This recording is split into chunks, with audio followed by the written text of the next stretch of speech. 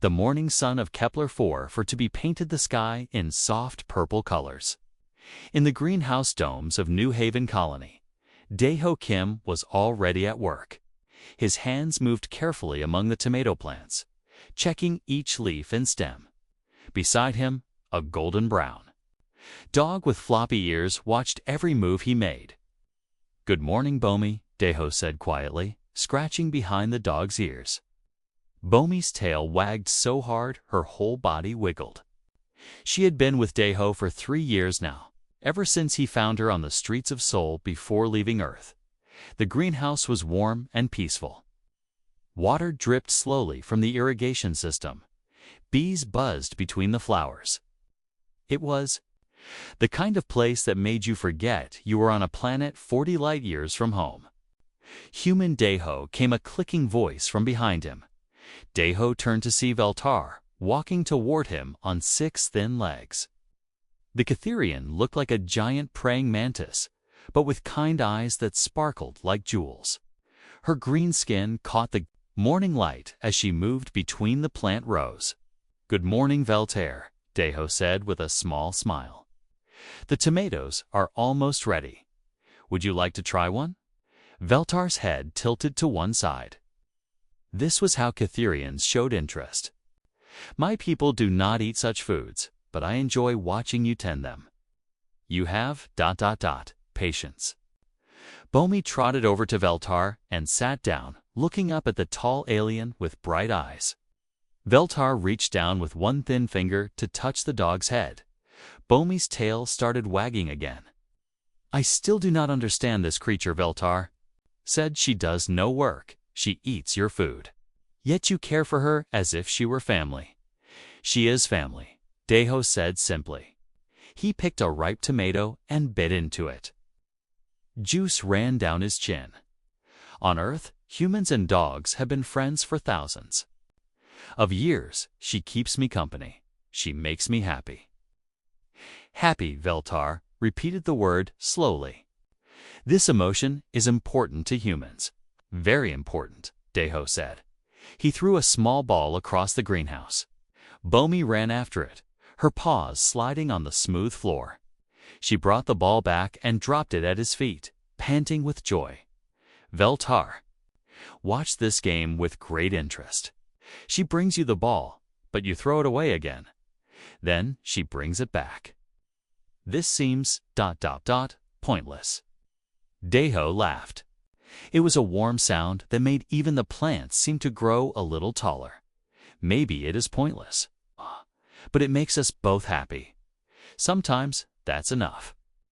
The greenhouse door opened with a soft hiss. Noru flowed in like moving water. The Meridian was from an ocean world, and his blue skin always looked wet. He moved without legs, his body changing shape as he glided across the floor. "Greetings, friends," Noru said in a voice like gentle waves. "I bring news from the council meeting." "Good. News or bad news?" Dae-ho asked, still playing fetch with Bomi. "Strange news," Noru replied. "A new ship appeared at the edge of our system last night. They call themselves the Vexani. They asked for permission to land and trade." Veltar's eyes dimmed slightly. This was how Catherians showed worry. "I have heard this name before. The Vexani are ... difficult people." "All species are different," Dae-ho said peacefully. "Maybe they just need time to understand our ways." Noru's body rippled, which meant he was thinking hard. "You humans are very trusting. On my world, we would be more careful with strangers." "Trust has to start somewhere," Dae-ho said. He knelt down to hug Bomi, who licked his face happily. "If we show them kindness, maybe they will show kindness back." "If they do not?" Veltar asked. Dae-ho was quiet for a moment.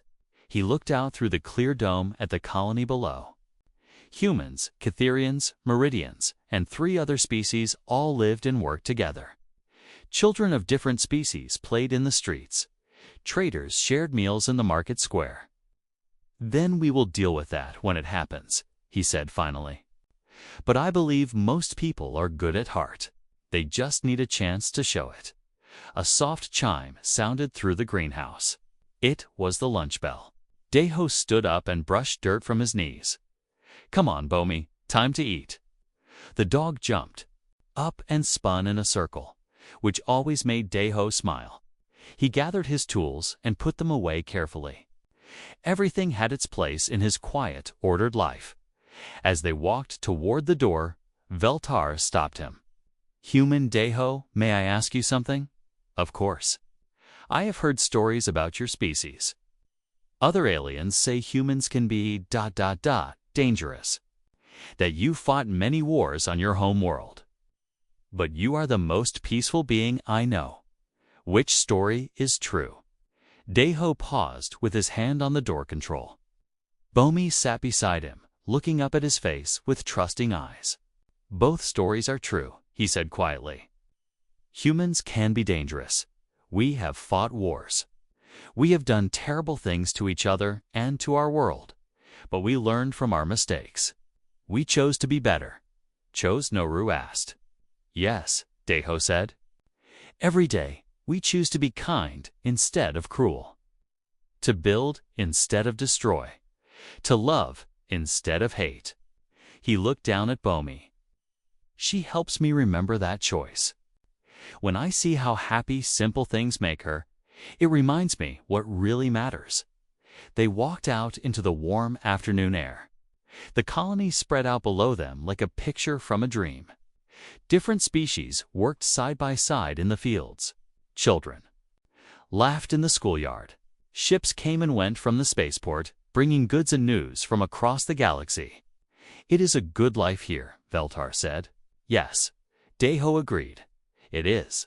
But as they walked down the hill toward the dining hall, none of them noticed the dark ship landing at the spaceport.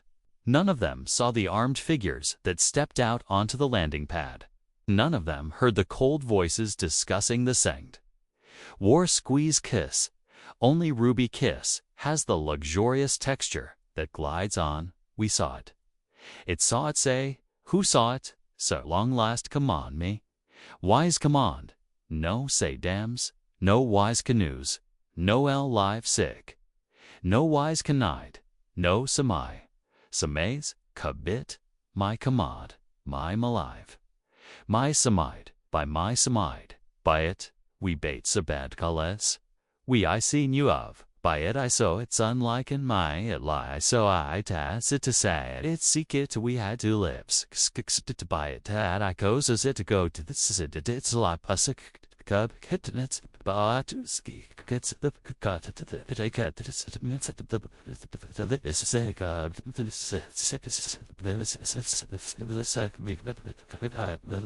inefficiencies they observed in the colony.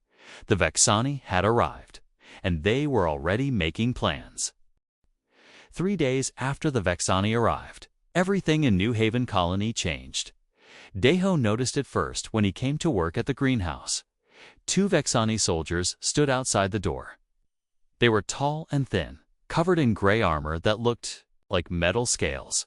Their faces were hidden behind dark helmets, but red lights glowed where their eyes should be. "Halt," one soldier said in a voice like grinding metal.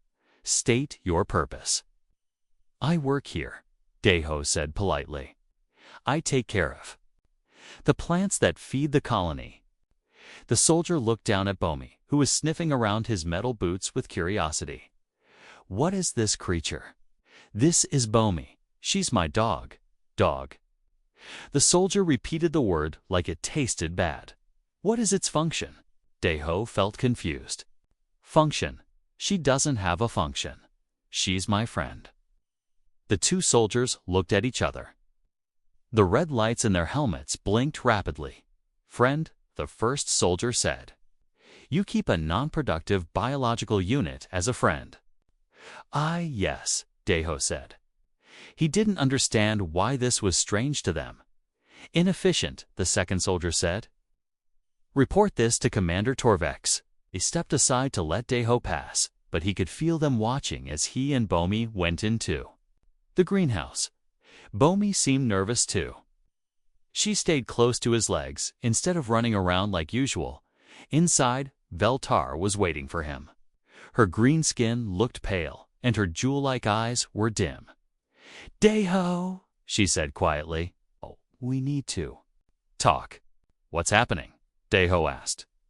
"Why are there soldiers everywhere?" "The Vexani have taken control of the colony," Veltar said. "They say our way of life is wasteful and weak. They want to make everything more efficient." "But the colony council, the council has been dissolved," came a new voice. Deho turned to see his friend Minsu Park walking toward them. Minsu was the colony administrator, a cheerful man who always had a smile. But today his face looked tired and worried. "Minsu, what's going on?" Deho asked. "The Vexani commander called a meeting this morning," Minsu said. "He announced that they were taking over the colony for our own good. He said we were too emotional and disorganized to run things properly." Bomi walked over to Minsu and pushed her head against his hand. Without thinking, Minsu petted her soft fur. It seemed to calm him down a little. "Did you try to explain that we chose this way of life?" Deho asked. "I tried," Minsu said. "But they don't understand concepts like choice or happiness. They only care about productivity and efficiency." The greenhouse door opened again. This time, a woman came in. Deho recognized her as Jiwan, the colony's xenobiologist. She studied how different species lived and worked together. "They're asking questions about you, Deho," she said, without greeting anyone. Specifically about Bomi. Deho felt his stomach tightened. "What kind of questions?" "They want to know why you waste food and resources on a creature that produces." "Nothing useful," Jiwan said. "I tried to explain about companion animals and the human-dog bond, but they don't believe me." "Don't believe what?" Veltar asked. "They think I'm lying about human psychology," Jiwan said. "They can't understand why any intelligent species would care for another creature without getting something valuable in return." Bomi seemed to sense the tension in the room. She came back to Deho and sat down beside him, leaning against his leg. Her warm weight was comforting. "I explained that dogs help humans with emotional health," Jiwan continued. "That they reduce stress and loneliness. That they've been partners with humans for thousands of years." But the Vexani commander just said that proves humans are mentally weak. Commander Torvix Minsu said bitterly. "He's the one making all the decisions now." Over the next few hours, more Vexani soldiers appeared around the colony. They went to every workplace and home, making lists of what they called inefficiencies. Flower gardens were inefficient because flowers couldn't be eaten. Art was inefficient because it served no practical purpose.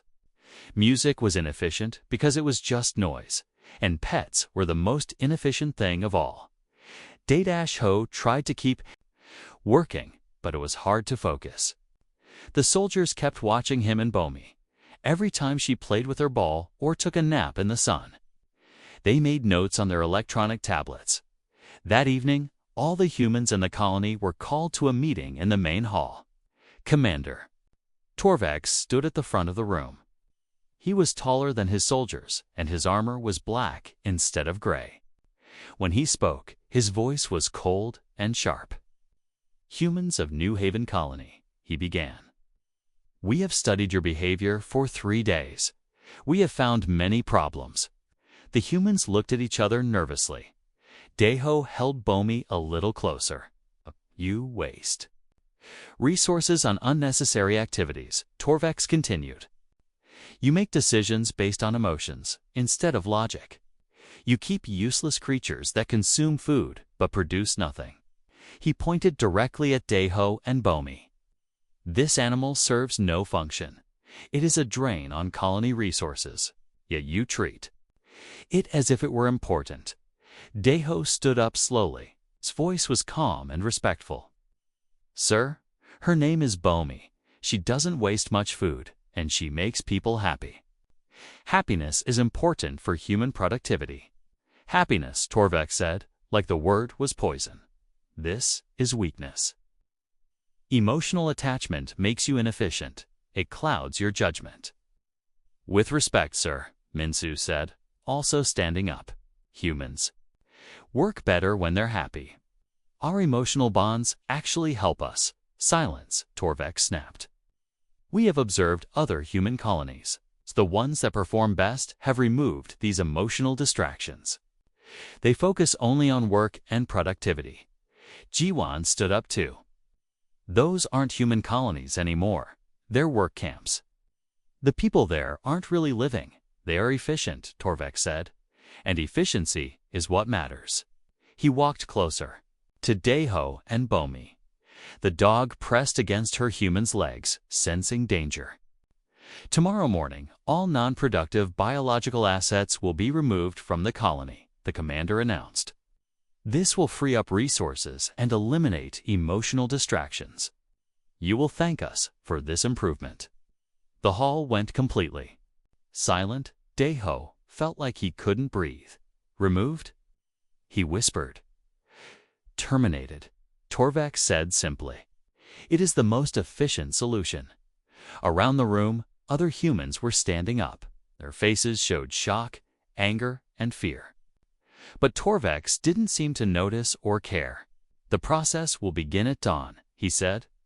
You will see how much better you work without these weaknesses holding you back. He turned and walked out of the hall, followed by his soldiers. In the terrible silence that followed, Daeho knelt down and hugged Bomi tight. She licked his face, not understanding why he was shaking. The Vexani had made their first mistake. They thought love was weakness. Tomorrow, they would learn how wrong they were. Dawn came too quickly. Daeho had not slept all night. He sat on his small bed, with Bomi curled up next to him, her warm body pressed against his side. He had spent the dark hours stroking her soft fur and memorizing everything about her. Way her ears felt like velvet. The way she made small, happy sounds when she dreamed. The way she always knew when he was sad.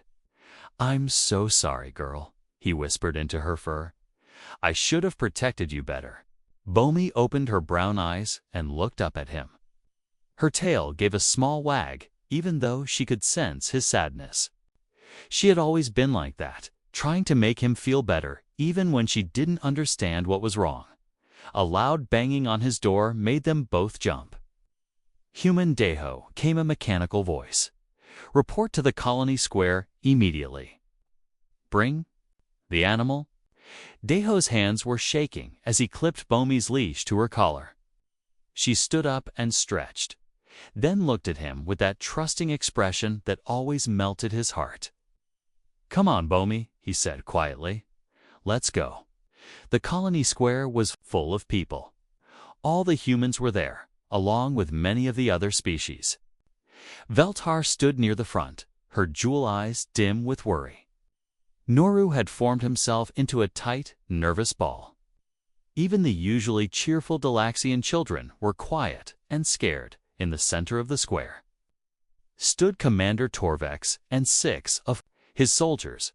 They had set up some kind of device, a metal table with strange tools on it.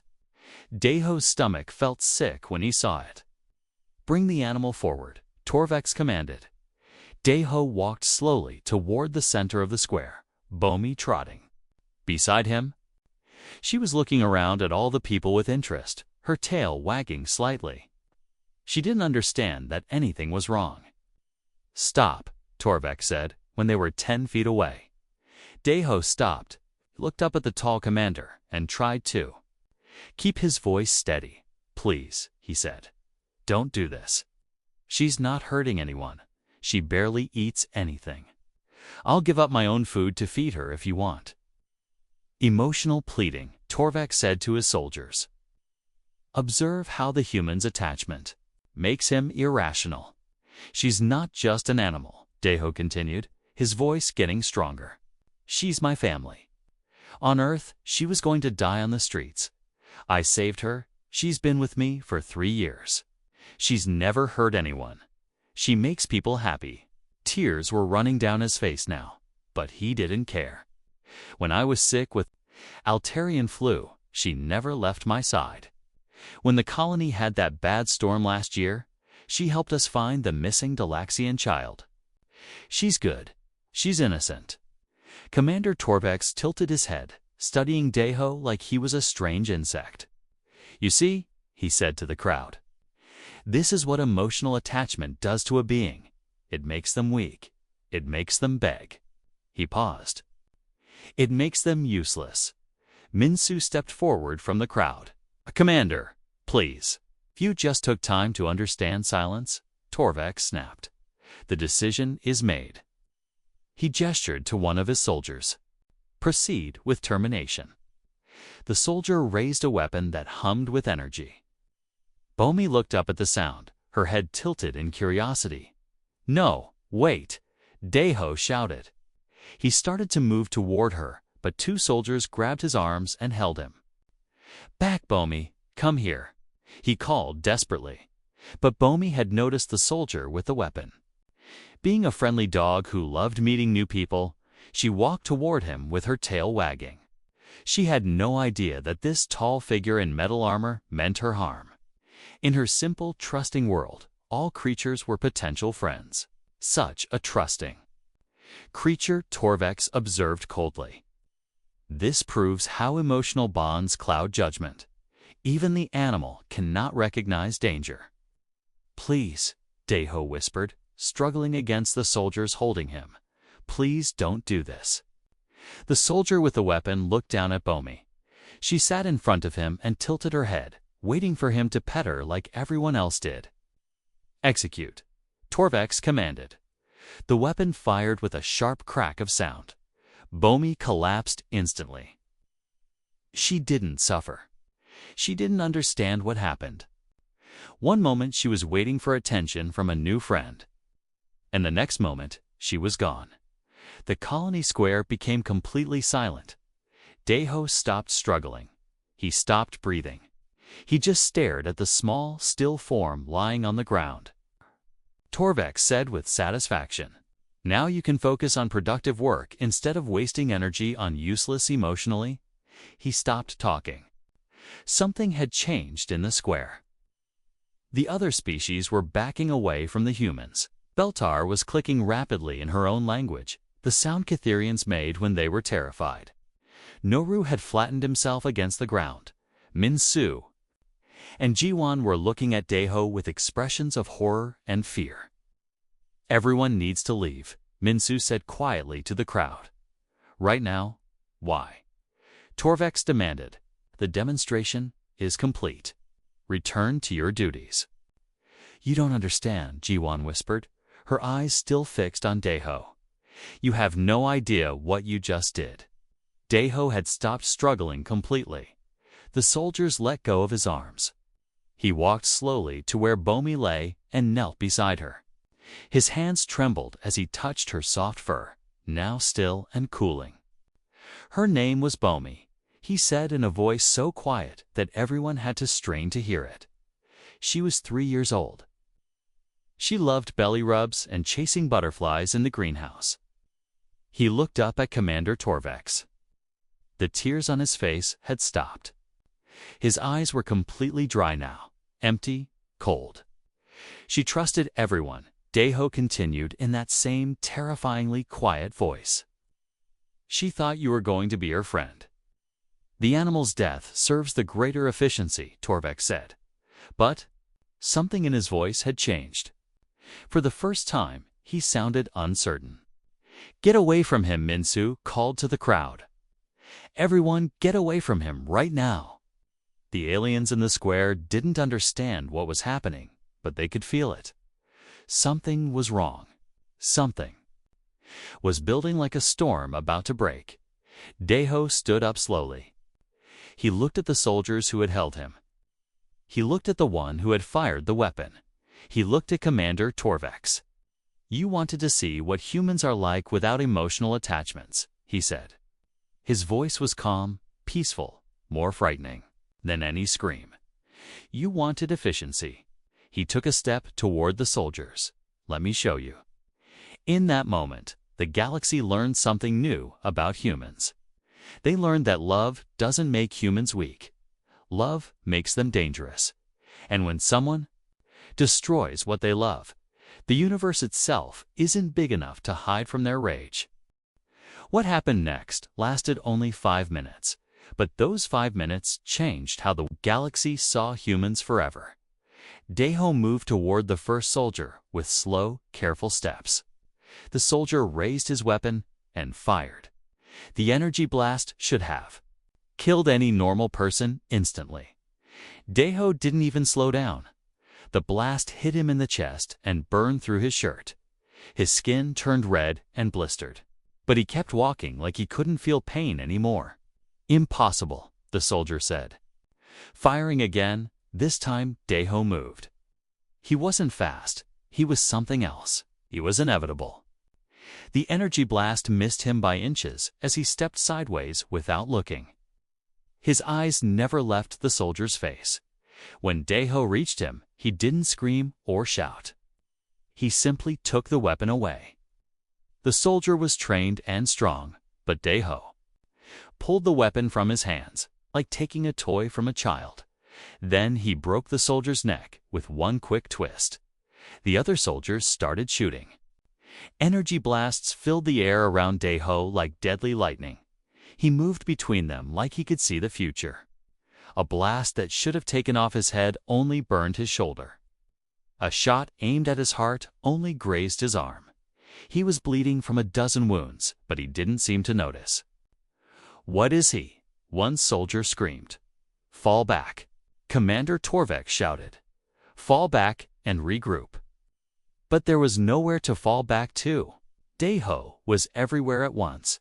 He picked up a piece of broken metal from the ground, part of a planter that had been destroyed in the fighting. In his hands, it became a weapon more deadly than any gun. The second soldier tried to run. Daeho threw the metal shard like a spear. It went through the soldier's armor like it was made of paper. The third soldier had better armor and a bigger weapon. It didn't matter. Daeho got behind him somehow. Nobody saw how, and crushed his helmet with his bare hands. The fourth soldier was the one who had killed Bomi. Daeho saved him for last. By now, the square was almost empty. The alien species had fled when they realized what was happening. Only the humans remained, standing at a safe distance and watching with terrible understanding. "Why aren't you stopping him?" Veltar called from her hiding place behind a building. "Because you don't stop a force of nature," Minsu called back. "And you don't get between a human and justice." Commander Torvex was backing away from Daeho, his weapon shaking in his hands. "You're insane," he said. "This is madness. One animal's death doesn't justify this violence." Daeho stopped walking. For a moment, he looked like the quiet, peaceful man who had tended plants in the greenhouse. "You're right," he said calmly. "One dog's death doesn't justify this." He looked down at Bomi's still form, then back at Torvex. "But you didn't just kill one dog. You killed the innocent creature that trusted you. You killed kindness. You killed the best part of what makes life worth living." His voice got quieter, which somehow made it more frightening. "And you did it to prove a point about efficiency."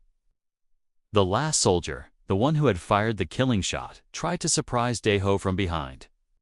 He had a knife made of energy that could cut through steel. Daeho caught his wrist without turning around. The knife stopped an inch from his back. "You were the one," Daeho said, still not looking at the soldier. "You were the one who pulled the trigger." The soldier tried to pull free, but Daeho's grip was like iron. Slowly, inevitably, Daeho turned the energy knife around until it pointed at the soldier's chest. "She wagged her tail at you," Daeho said. "Even at the end, she thought you might be kind." The soldier screamed as his own weapon pierced his armor. Now only Commander Torvex remained. His weapon was empty. His soldiers were dead. He was alone with a human who had become something beyond normal understanding. "This proves what I said," Torvex said desperately. "Humans are violent, dangerous. You should be controlled." "No," came Jiwan's voice from the edge of the square. She stepped forward, no longer afraid. "This proves you don't understand us at all." She walked closer, her eyes on Torvex instead of Deho. "You think we're violent by nature? You're wrong. We choose to be peaceful. Every day, every moment, we choose kindness over cruelty. We choose to build instead of destroy." Minsu joined her. "Deho is the gentlest person in this colony. He wouldn't hurt a fly. He cried when one of his tomato plants died." "But you made a mistake," Jiwan continued. "You thought our gentleness meant we were weak. You thought our love was a weakness." Other humans were gathering now, forming a circle around Torvex. They weren't threatening him, but their presence was somehow more frightening than any weapon. "You wanted to make us efficient," Minsu said. "You wanted to remove our emotions, our bonds, our love. You wanted to turn us into machines like you." "So Deho is showing you what that looks like," Jiwan said. "This is a human without love, without the gentle emotions that make us choose. Peace. This is pure human efficiency." She gestured toward Deho, who stood perfectly still among the bodies of the soldiers. "We evolved on a death world, Commander. We survived ice ages and plagues and wars that would destroy most species. We are persistence predators. We don't give up. We don't stop. We don't forgive, but we learn to love," Minsu added. "We learned that life is better when we protect the innocent instead of destroying them. When we build gardens instead of graveyards." Torvex looked around at the human faces surrounding him. For the first time, he began to understand what he had done. "That dog was our reminder," Jiwan said softly. "She reminded us why we choose to be gentle, why we choose to be kind, why we choose to build instead of destroy." She looked at Deho, who was kneeling beside Bomi's body again. "You took away his reason to be gentle," she said. "So now you get to see what we're really like underneath." Deho stood up one last time. He looked at Commander Torvex with eyes that held no mercy, no kindness, no human warmth at all. "You wanted efficiency," he said. Then he smiled. It was the most terrible thing any of them had ever seen. "Your efficiency is noted," Deho said, and rejected. Commander Torvex ran. He didn't get far. 2 weeks later, the Vexani fleet arrived at Kepler 4 for 2B. Admiral Krexvar commanded 15 warships and 3,000 soldiers. He expected to find his advanced team running a perfectly efficient colony. Instead, he found something that changed his understanding of the universe. The colony looked normal from space. Ships came and went from the spaceport. The lights were on in all the buildings. Everything seemed peaceful. But when Admiral Krexvar tried to contact Commander Torvex, there was no answer. "Send a shuttle down," he ordered. "Find out what happened." To our people, the shuttle landed in the colony square, the same square where Bomi had died, the same square where Deho had shown the galaxy what human rage looked like. But now it was different. Someone had built a small garden in the center. Sunflowers grew in neat rows around a simple stone marker. The flowers were bright yellow, reaching toward the sky like tiny suns. The Vexani shuttle crew found Commander Torvex in the colony jail. He was alive, but he had changed.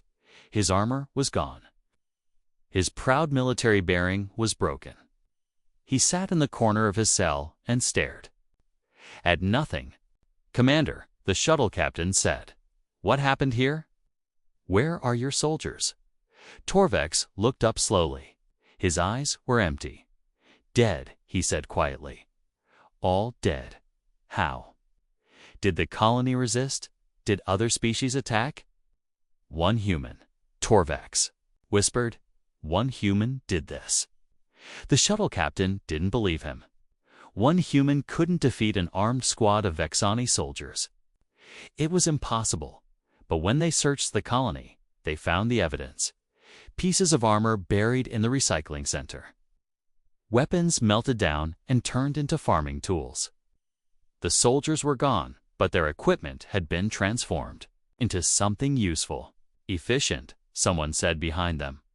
The shuttle crew turned to see a human approaching. He was ordinary looking, not tall, not muscular, not threatening. He carried a watering can and wore simple work clothes. It was Daiho. "You're looking for your soldiers," he said calmly. "They became part of the colony.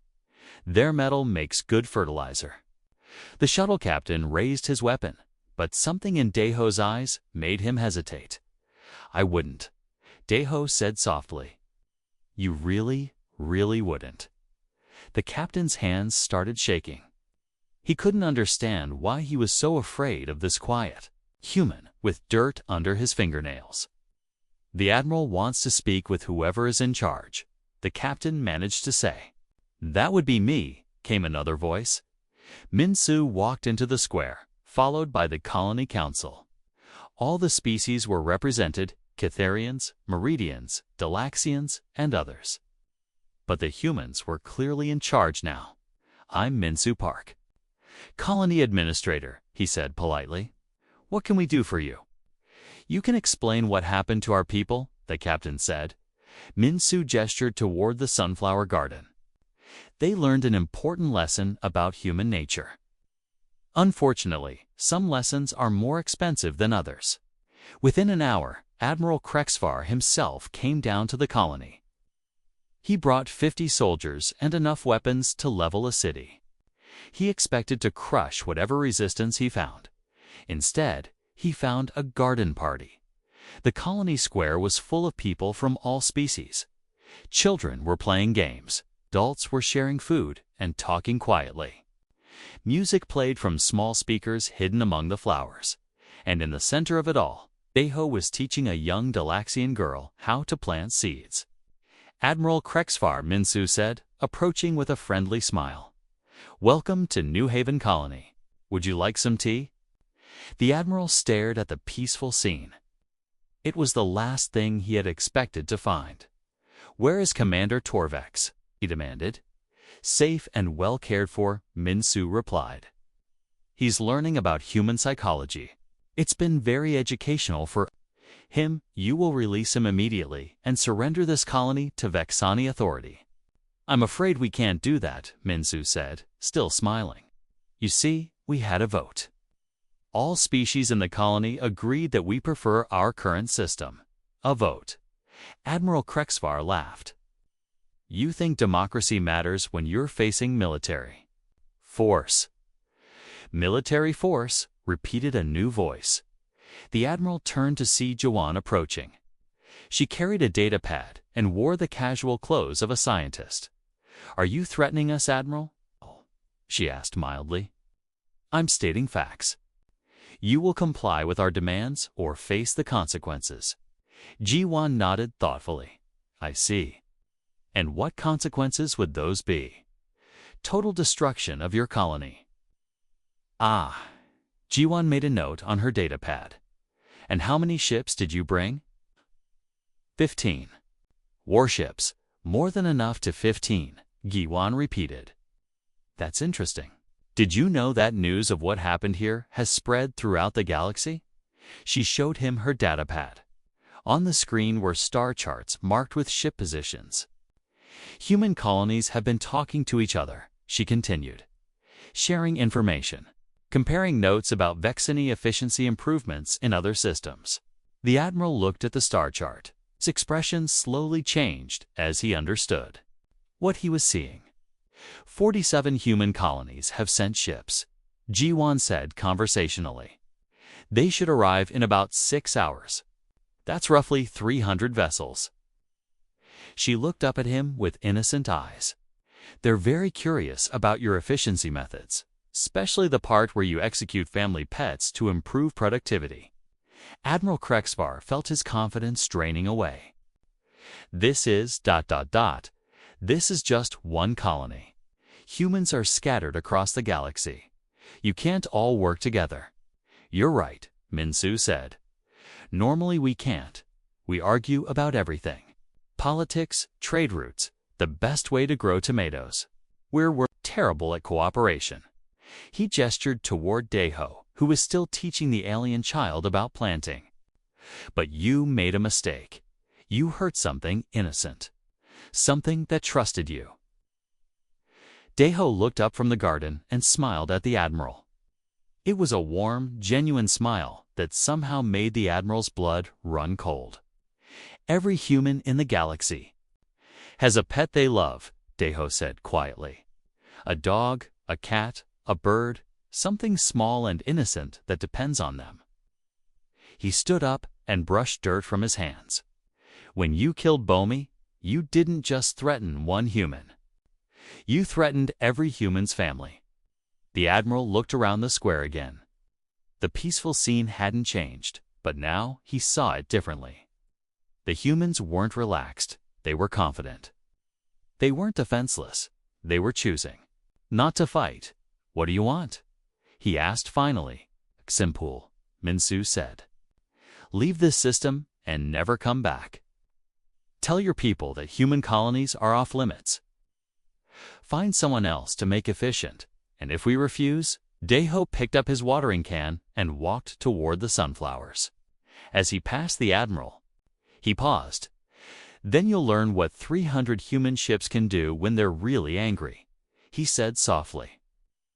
"And you'll understand why the galaxy is better when we choose to be gentle." He continued toward his flowers. Humming a peaceful song, Admiral Krexvar ordered his fleet to retreat within the hour. 6 months later, the Galactic Council passed the Bomi Accords. The new law stated that companion animals were sacred across all civilized space. Anyone who harmed a human's pet would face the combined response of every human colony in the galaxy. The Ixani never bothered another human world, and in the center of New Haven Colony, sunflowers grew tall and bright around a simple stone that read Bomi. She loved everyone, and everyone loved her. Deho tended those flowers every day. He was peaceful again, gentle again, kind to everyone he met. But sometimes, when the wind blew through the sunflowers, visitors could see something else in his eyes. A reminder that love doesn't make humans weak, it makes them dangerous to anyone who threatens what they love. And that's a lesson the galaxy never forgot.